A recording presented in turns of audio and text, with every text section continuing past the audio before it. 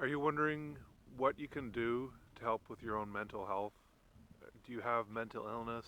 Are you wondering what can I possibly do to get better? I've been through mental illness. I know how difficult it can be, and I've gained a lot of experience and wisdom going through it, and I'd like to share that with you. I I have schizophrenia. I'm 51. I got the disease at the age of 22, and I spent a long time getting better, but there's hope for you. I know the early part of recovery can be difficult when the disease hits with mental illness. I know everybody's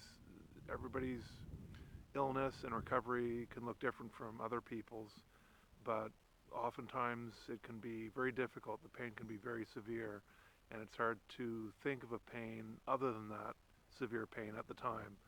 But the pain can lessen, and that will allow you to go for longer than you thought. And that's one of the things I try to tell people is that you're capable of so much more than you think you are. Please go to my website, mindaid.ca, and look for a list of my best mental health tips. And it's I'm very proud of it. It's these are some of the top books I've read and articles and other things on the site, on the list that you can find that I've spent years and years searching through things, finding things, and these are things that help me the most. Some of the things, for example, addiction, I've never had any problems with addiction myself. I'm thankful for that. But I have gone and looked for books on addiction because, like most people, I know people who have addiction problems. So I have gone through some and found what I think are good resources for addiction. But that, like I said, I'm no expert in anything really. The only official certification I have is an engineering degree and lived experience with mental illness, schizophrenia in particular, and depression and anxiety.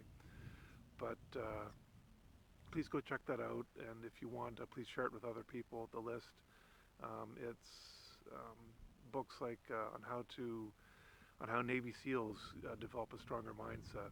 It's how police officers deal with people with words, not weapons. How do they do that? These are things that have helped me so much in my own recovery, and I want to share that with other people. So just go to the list, and you can find it all easily there. That's the best way to get inside my head and see what I have to offer to other people. So I hope that helps. And if you're suffering, know that your recovery is an amazing accomplishment and to keep fighting because you are so worth it. I know you might be thinking, I'm not worth it, but you are. Your brain is telling you that you aren't when you really are. And I want to tell you that because you might not be able to tell that to yourself. So hang in there. I think you're doing the best you can. Keep fighting, keep fighting, keep fighting.